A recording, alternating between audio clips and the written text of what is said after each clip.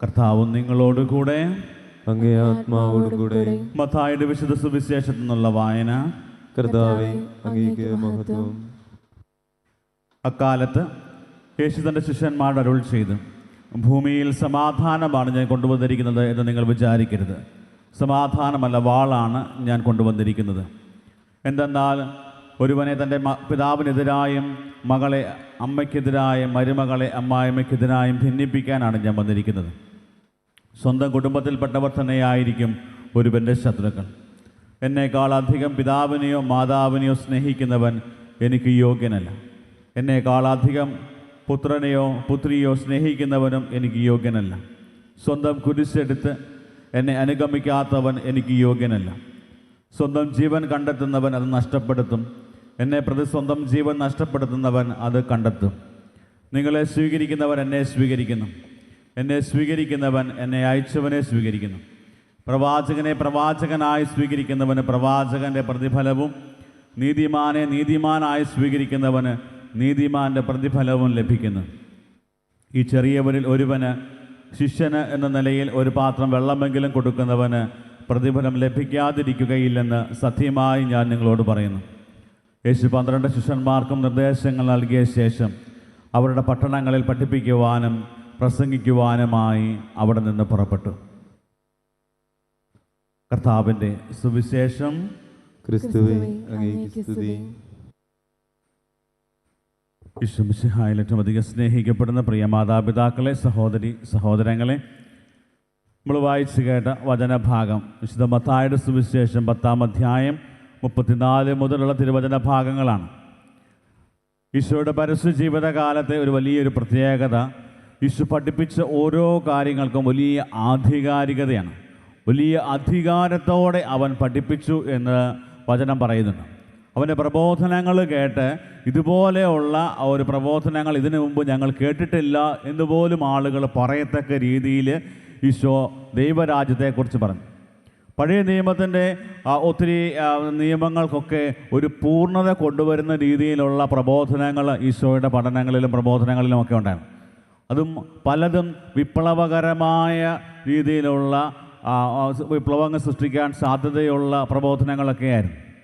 നമ്മൾ ഇന്നലെ ശ്രമിച്ച നല്ല സമറായക്കാരൻ്റെ ഒക്കെ ഉപമ, ഒരു യഹൂദനെ സംബന്ധിച്ചിടത്തോളം ഇങ്ങനെ ഒരു കാര്യം, ഇങ്ങനെ ഒരു ചിന്ത അവൻ്റെ മനസ്സിൽ പോലും ഉണ്ടാകാത്തൊരു കാര്യമാണ്. അങ്ങനെ വിപ്ലവകരമായ കുറേ കാര്യങ്ങൾ ഈശോ പഠിപ്പിച്ചു. പക്ഷേ അത് സാധാരണ ജനങ്ങളെ അത് ദൈവരാജ്യത്തെക്കുറിച്ച് ചിന്തിക്കുവാനും ഇതിൻ്റെയൊക്കെ ഈ ഈശോ പഠിപ്പിച്ചതിൻ്റെയൊക്കെ ആഴം മനസ്സിലാക്കുവാനും ഒക്കെ അവരെ സഹായിച്ചു. നമ്മൾ വായിച്ചു കേട്ട സുവിശേഷത്തിൽ വരാനിരിക്കുന്ന വലിയ പീഡനങ്ങളെക്കുറിച്ചൊക്കെ അല്ലെങ്കിൽ പ്രയാസങ്ങളെ, പ്രതിസന്ധികളെക്കുറിച്ചൊക്കെ ഈശോ മുൻകൂട്ടി പഠിപ്പിക്കുകയാണ്. അതായത് എൻ്റെ നാമം പേറുന്നത് കൊണ്ട് ഒത്തിരിയേറെ അസ്വസ്ഥതകൾ ഉണ്ടാകാൻ സാധ്യതയുണ്ട്, പ്രയാസങ്ങൾ ഉണ്ടാകാൻ സാധ്യതയുണ്ട്.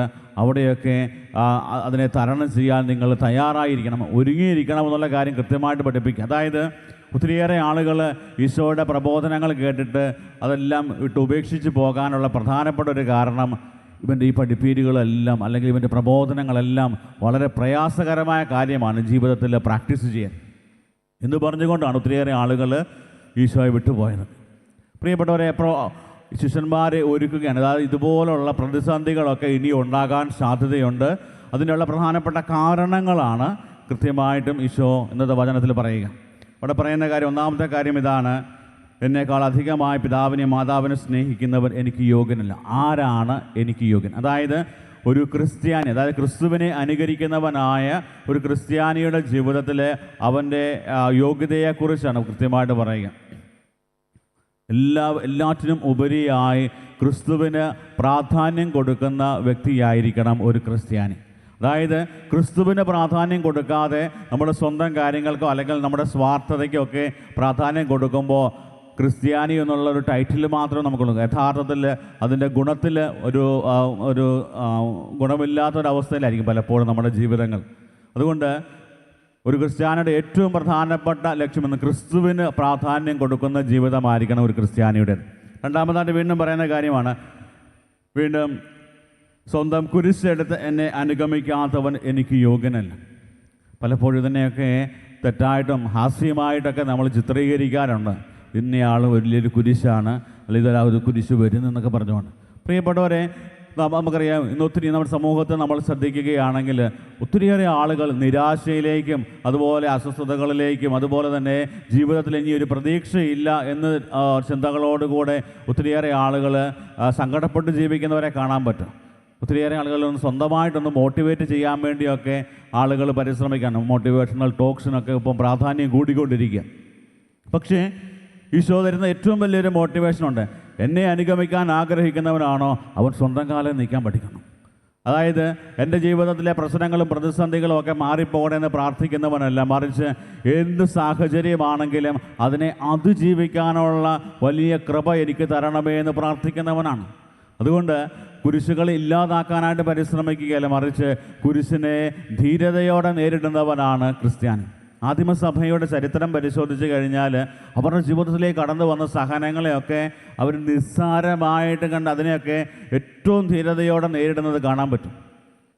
ഇന്ന് നമ്മുടെയൊക്കെ ജീവിതത്തിലേക്ക് നോക്കിക്കഴിഞ്ഞാൽ നമുക്ക് രോഗം ഉണ്ടാകാൻ പാടില്ല, നമുക്ക് അസ്വസ്ഥതകൾ ഉണ്ടാകാൻ പാടില്ല, കടബാധ്യതകൾ ഉണ്ടാകാൻ പാടില്ല, തട്ടുകെട്ടുകൾ സംഭവിക്കാൻ പാടില്ല, അങ്ങനെയുള്ള മനോഭാവം. പക്ഷേ ഈശോ പറയുന്നത് നിൻ്റെ കാലിൽ നിന്നുകൊണ്ട് നിൻ്റെ ജീവിതത്തിലെ പ്രതിസന്ധികളെ തരണം ചെയ്യാനായിട്ടുള്ള ഒരു പരിശ്രമം നീ നടത്തണം.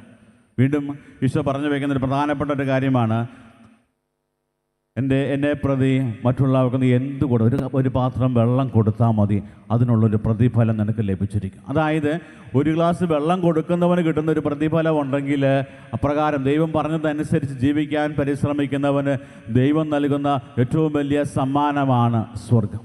അത് ഉറപ്പായിട്ട് ദൈവം വാഗ്ദാനം ചെയ്തിരിക്കുന്ന കാര്യമാണ്.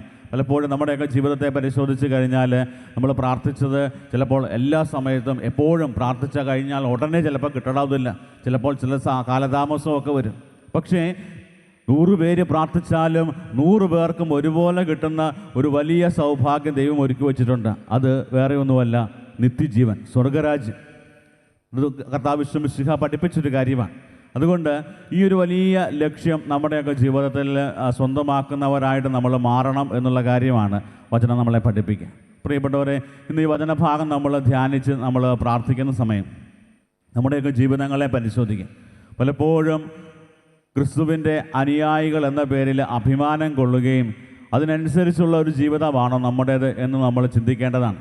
നമ്മൾ ധ്യാനവിഷയം നമ്മുടെയൊക്കെ ജീവിതങ്ങളെ പരിശോധിക്കുമ്പോൾ അവിടെ നമുക്ക് കണ്ടെത്താൻ പറ്റും, പലപ്പോഴും നമ്മുടെയൊക്കെ ക്രിസ്തുവിൻ്റെ ആഗ്രഹത്തെക്കാൾ, ക്രിസ്തുവിൻ്റെ സ്വപ്നത്തെക്കാൾ, ക്രിസ്തുവിൻ്റെ പ്രബോധനങ്ങളെക്കാൾ അധികമായിട്ട് നമ്മുടെ സ്വാർത്ഥപരമായ താല്പര്യങ്ങൾക്കും പ്രബോധനങ്ങൾക്കും ഒക്കെയാണ് നമ്മൾ ഏറ്റവും കൂടുതൽ പ്രാധാന്യം കൊടുക്കുക. നമ്മുടെ ജീവിതത്തിൽ പ്രശ്നങ്ങളും പ്രതിസന്ധികളും ഒന്നും ഇല്ലാത്ത ഒരു സുഖജീവിതം പലപ്പോഴും നമ്മൾ കണ്ടിട്ട് നമ്മൾ ക്രിസ്തുവിനെ അനുകരിക്കാൻ പോകുമ്പോൾ ഈശോ മുൻകൂട്ടി പറയുകയാണ്, തൻ്റെ ശിഷ്യന്മാരെ മുൻകൂട്ടി പറഞ്ഞ് അവരെ ഒരുക്കുകയാണ്. അതായത് ഇനി നിങ്ങൾ നേരിടാൻ പോകുന്നത് അതികഠിനമായ പീഡനങ്ങളാണ്. അവിടെയൊക്കെ തകർന്നു പോകാൻ പാടില്ല ഒരു ക്രിസ്ത്യാനി എന്ന് ഈശോ പഠിപ്പിക്കുന്നു. പ്രിയപ്പെട്ടവരെ, നമ്മുടെയൊക്കെ ജീവിത സാഹചര്യങ്ങളിലുണ്ടാകുന്ന പ്രതിസന്ധികൾ, പ്രയാസങ്ങളൊക്കെ, പ്രത്യേകിച്ച് കുടുംബജീവിതത്തിൻ്റെ യാഥാർത്ഥ്യങ്ങളിലൂടെ കടന്നു പോകുമ്പോൾ ഉണ്ടാകുന്ന പ്രതിസന്ധികളെ ധീരതയോടെ അംഗീകരിക്കാനും അതിനെ ധീരതയോടെ നേരിടാനും വേണ്ടിയുള്ള വലിയ കൃപയ്ക്ക് വേണ്ടി നമുക്ക് പ്രത്യേകം പ്രാർത്ഥിക്കാം. ഇന്ന് ഈ പരിശുദ്ധ കുർബാനയിൽ നമ്മളെ ഒത്തിരി ബലഹീനമാക്കിക്കൊണ്ടിരിക്കുന്ന ജീവിത സാഹചര്യങ്ങളിൽ കർത്താവെ അതിനെയൊക്കെ നേരിടുവാനായിട്ടും അതിനെ അതിജീവിക്കുവാനായിട്ടുള്ള കൃപ തരണമേ എന്ന് പ്രത്യേകമായി പരിശുദ്ധ കുർബാനയിൽ നമുക്ക് പ്രാർത്ഥിക്കാം. ദൈവം നമ്മളെയും നമ്മുടെ കുടുംബങ്ങളെയും സമർത്ഥമായി അനുഗ്രഹിക്കട്ടെ. ആമേൻ.